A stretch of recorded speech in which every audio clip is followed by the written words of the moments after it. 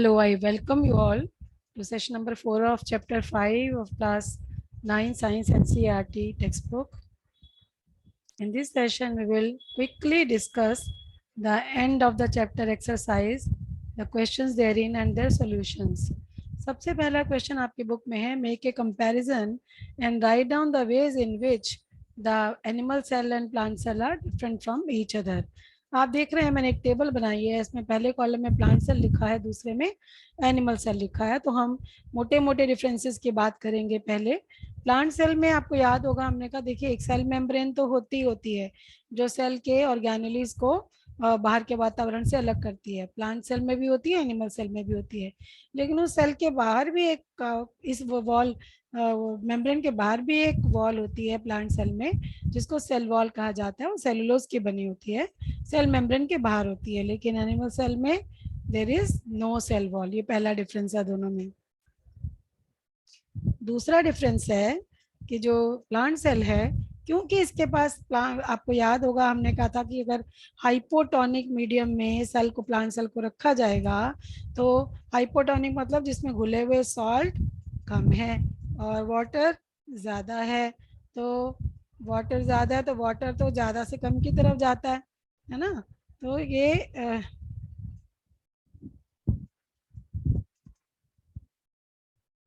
हाँ ठीक है। हाइपोटोनिक मीडियम अगर हम रखेंगे, हाइपोटोनिक माने जिसमें कि concentration of dissolve solutes is less than that dissolve in the medium within the cell. ठीक है। तो नॉर्मल केसेस में तो सेल बर्स्ट ही हो जाती ना, जो आपको हमने समझाया, ये हम सेशन 1 में डिस्कस कर चुके हैं। तो ये प्लांट सेल जो है सेल वॉल के कारण ही बच जाती है। सेल वॉल जैसे ही सेल पानी पी के जैसे ही फूलती है तो वो एक धक्का मारती है सेल वॉल को, सेल वॉल उसको वापस धक्का मारती है। तो इसी कारण वो बस्ट होने से बच जाती है। छोटा मोटा कोई चेंज कंसंट्रेशन में हो तो प्लांट सेल आसानी से मतलब डैमेज नहीं होती, लेकिन एनिमल सेल होती तो वो डैमेज हो जाती है। तीसरा डिफरेंस है, प्लांट सेल में प्लास्टिड्स होते हैं। दो तरह के होते हैं ना, क्रोमोप्लास्टिड्स और लीकोप्लास्ट। क्रोमोप्लास्ट, लीकोप्लास्ट। ये एनिमल सेल्स में नो प्लास्टिड्स।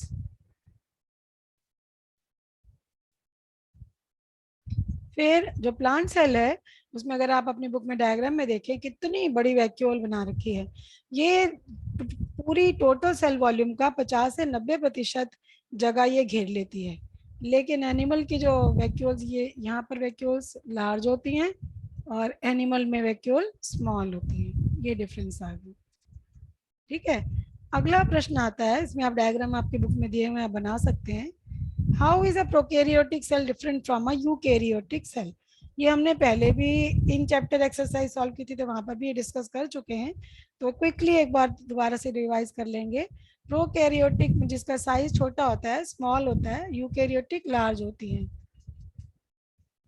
ठीक है। और प्रोकैरियोटिक की जो न्यूक्लियर रीजन होती है वो डिफाइंड नहीं होती। न्यूक्लियर मेम्ब्रेन न्यूक्लियस के चारों तरफ कवर नहीं होता, एनवेलप नहीं होता। लेकिन यूकैरियोटिक में वेल डिफाइंड न्यूक्लियर मेम्ब्रेन होती है। ठीक है। प्रोकैरियोटिक सेल में एक सिंगल क्रोमोसोम होता है और यूकैरियोटिक में एक से ज़्यादा क्रोमोसोम्स होते हैं। और प्रोकैरियोटिक में क्योंकि न्यूक्लियर मेम्ब्रेन नहीं होती, मेम्ब्रेन से जुड़े हुए ऑर्गेनेलिज भी नहीं होंगे ऑफ कोर्स, तो ये इसमें membrane bound cell organelles absent होते हैं। बट यूकैरियोटिक में membrane bound cell organelles present होते हैं। अगला प्रश्न है, what would happen to the life of a cell if there was no Golgi apparatus. देखिए ये इनडायरेक्टली पूछा गया है। आपको पता है कि गोल्जी अपरेटस का क्या काम होता है। ये जो सामान एंडोप्लाज्मिक रेटिकुलम के पास में, जो रफ एंडोप्लाज्मिक रेटिकुलम के ऊपर राइबोसोम्स होते हैं, वो प्रोटीन बनाते हैं, है ना। तो इसके अलावा जो आपके लिपिड्स और जो स्मूथ एंडोप्लाज्मिक रेटिकुलम है वो लिपिड्स और फैट मॉलिक्यूल्स बनाते हैं। तो ये बनाता कोई और है, स्टोर कोई करता है और उसको ट्रांसपोर्ट कोई करता है। तो ये जो स्टोरेज का और ट्रांसपोर्ट करने का काम ना सिर्फ एंडोप्लाज्मिक रेटिकुलम का है बल्कि गोल्जी अपरेटस का भी है। तो अगर गोल्जी अपरेटस नहीं होगे तो एक सेल के अंदर एक ऑर्गेनेली से दूसरे ऑर्गेनेली के पास सामान पहुंचा ही नहीं पाएगा कोई। तो सारे ऑर्गेनेलिस को अपना सामान खाना नहीं मिलेगा उनका, तो वो अपना अपना काम नहीं कर पाएंगे। ठीक है। और इसी तरह से सेल में जो गंदगी मचेगी, लाइसोसोम भी नहीं बन पाएंगे, क्योंकि गोल्जी एपरेटस लाइसोसोम एंजाइम बनाने में भी, लाइसोसोम सॉरी, बनाने में भी मदद करते हैं।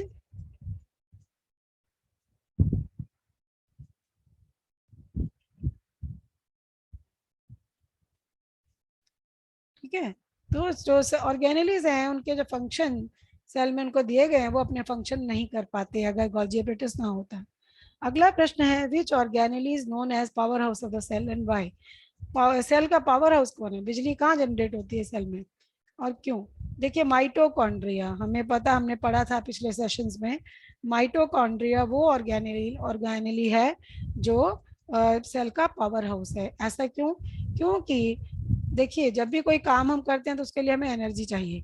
It is because energy is required for various chemical activities. और ये जो एनर्जी रिक्वायर्ड है ये कौन रिलीज करता है, माइटोकॉन्ड्रिया रिलीज करता है। ठीक है,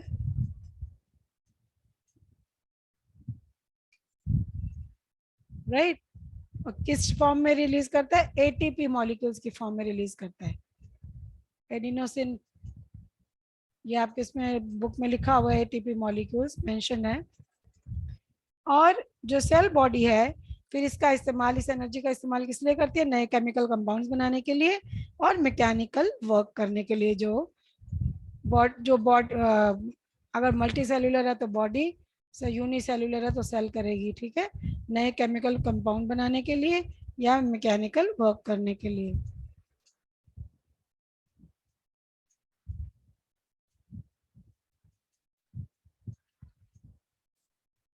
शायद लास्ट क्वेश्चन है, where do lipids and proteins constituting cell membrane get synthesised in the cell. यानी मेम्ब्रेन बायोजेनेसिस, मेम्ब्रेन का बायोजेनेसिस के लिए जो कंपाउंड चाहिए लिपिड्स और प्रोटीन्स, वो कहाँ बनते हैं। आपको याद होगा हमने सेशंस 1 और 2 लिए थे इस चैप्टर के, उनमें ये बताया था कि एंडोप्लाज्मिक रेटिकुलम दो तरह का होता है, रफ एंडोप्लाज्मिक रेटिकुलम और smooth endoplasmic reticulum.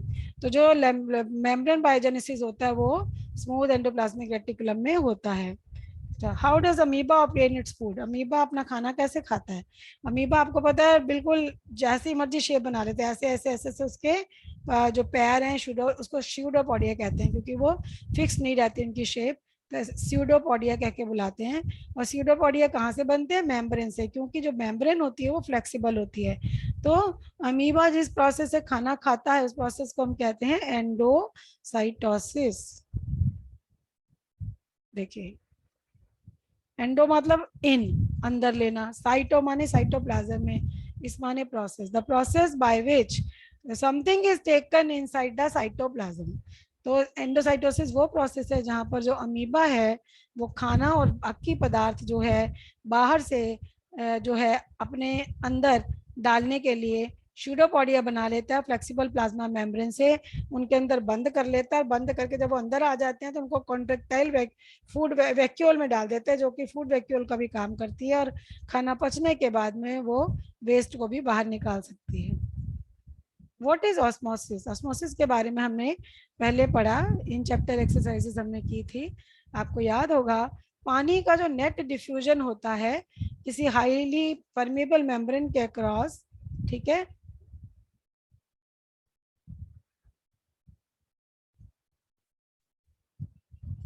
Towards a region of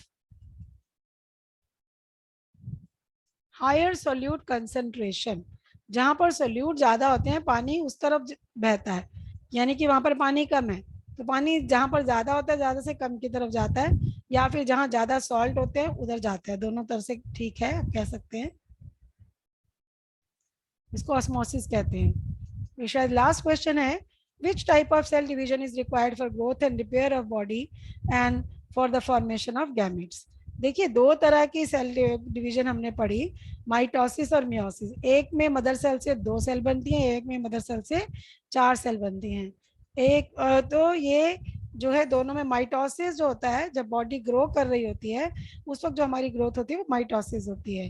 और रिप्रोडक्टिव ऑर्गन के गैमेट्स के लिए बनाने के लिए जो सेल डिवीजन होती है वो मियोसिस होती है। इसमें एक मदर सेल से चार डॉटर सेल्स बनती हैं। आपको याद होगा हमने कहा था कि जो सेल्स जो होती हैं कहीं आसमान से नहीं आती, पहले से जो एग्जिस्टिंग सेल्स होती हैं उन्हीं के डिवीजन से नई सेल्स बनती हैं. So with that we come to an end of the chapter exercise of chapter 5. सिर्फ एक क्वेश्चन जो है आपका एक्सपेरिमेंट फॉर्म में, उसके लिए हम छोटा सा एक वीडियो अलग से मैं आपको बना दूंगी, वहाँ डिस्कस कर सकते हैं. Otherwise other questions we have finished. So I'll stop the recording. See you in the next session with session on chapter 6. Till then, all the best.